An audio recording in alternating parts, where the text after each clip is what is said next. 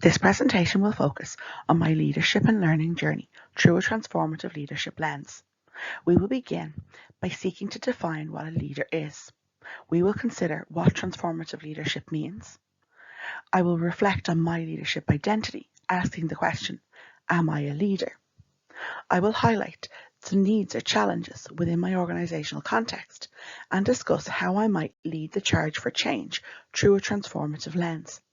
And finally, we will conclude where my leadership journey may go from here. So what is a leader? It has been said that a leader is an individual who guides, inspires, and influences others towards shared objectives or visions. Prentice tells us that successful leaders are those who can understand people's motivations and enlist employee participation in a way that marries individual needs and interests to the group's purpose. One fundamental myth is that leaders are born and not made. We either have it or we don't. A sentiment that Nye further challenges by saying that almost anyone can become a leader. Leadership can be learned. So what is transformative leadership? Viner tells us that transformative leadership is an exercise of power and authority that begins with questions of justice, democracy, and the dialectic between individual accountability and social responsibility.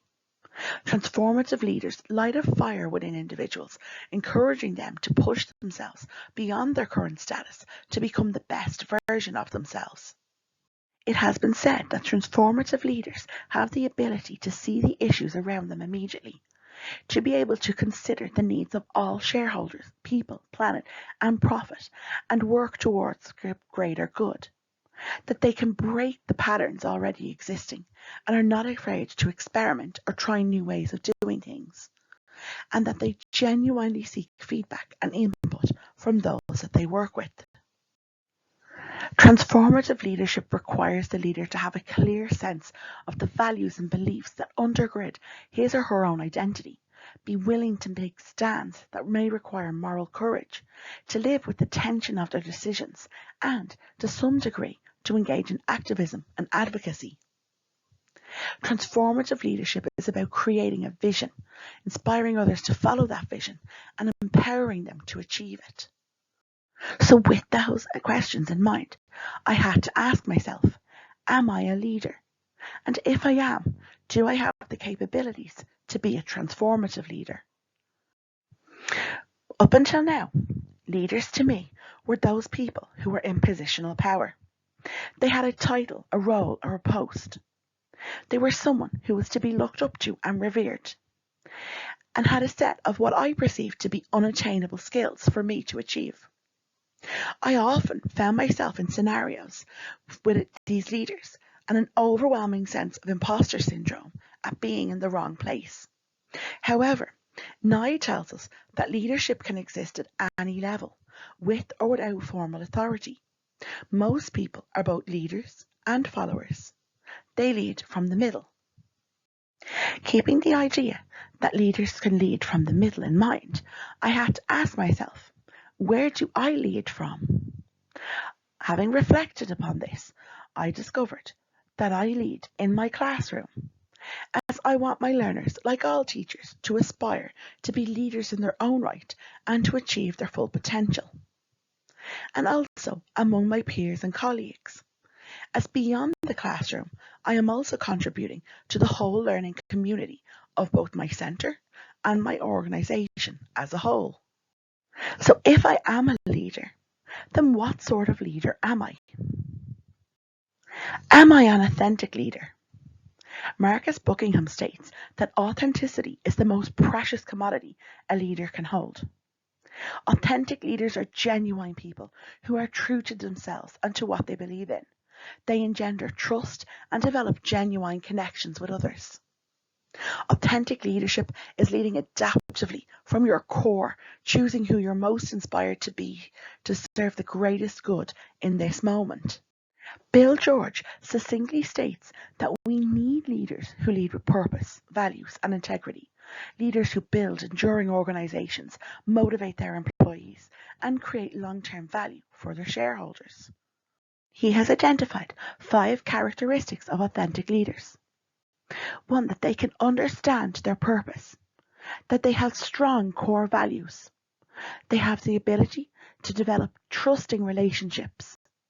They can operate with self-discipline, and that they act from the heart.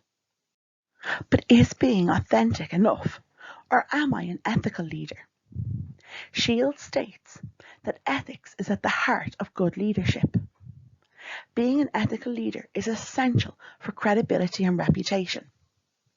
Ethical leaders can positively influence many others, presenting them with a set of actions that can adopt for the greater good. Unethical behaviours often deteriorate one's self-esteem, leading to a suboptimal outcome and a missed opportunity to express one's full potential. And Shields would say that as one thinks about the diverse social and cultural mix of most classrooms and educational institutions in this century, trying to develop and adhere to a one-size-fits-all policy and practice may actually be unethical. Having reflected on the theories about both authentic and ethical leadership, I realised that the next step for me on my leadership journey was to identify what my core values were. I completed a number of tasks and identified the following as my core ethics or principles: honesty, integrity, equality, fairness, and loyalty. These are the 5 pillars from which I would need to operate if I were to be an authentic and ethical leader. Having identified my core values and now looking forward to my role as a leader, both authentic and ethical, I adopted Rolf's reflective model of what, so what, and now what to look at what my ethical dilemmas in my current working context were. In doing so, I identified the following challenges or issues in my context that many other teachers across this further education and training sector may also face. The first of which is the idea of students being in the wrong level of class or on the wrong course. And this can be attributed to the immense pressure that many feel to maintain number or fill classes at all costs. So what are the ethical dilemmas we face here? Well, first of all, the idea of setting these students up to fail. If they are on the wrong course, do they have the capabilities to achieve certification in the area that they are currently studying? And if they don't, are grades being watered down to ensure they pass? Or are we being made to feel that their lack of success was our fault? The morals that I felt challenged here were my integrity, fairness, and equality. As all students who receive a certification in an area, in my opinion, should be of somewhat of the same standard. So how could I, through a transformative lens, ensure that I elicit a change? Integration is an area that I feel very passionately about and have attempted to work on for many years, but to not much avail. This year, having reflected upon it, I have reached out and asked for help from a colleague who is further along the process. I have also begun championing UDL for all the learners in our courses, while trying to stay true to my own values. The second issue I identified is to do with a change of our management or leadership and the culture of pessimism around our centre. The ethical dilemmas I feel I face here are a lack of respect for our new manager, the ability to fight the naysayers and those who are cynical observers, while maintaining my integrity and personal viewpoints. The morals I feel challenged for me are my honesty, loyalty, and integrity. So how could I lead the change here? I have begun the first stages of developing a community of practice within our centre.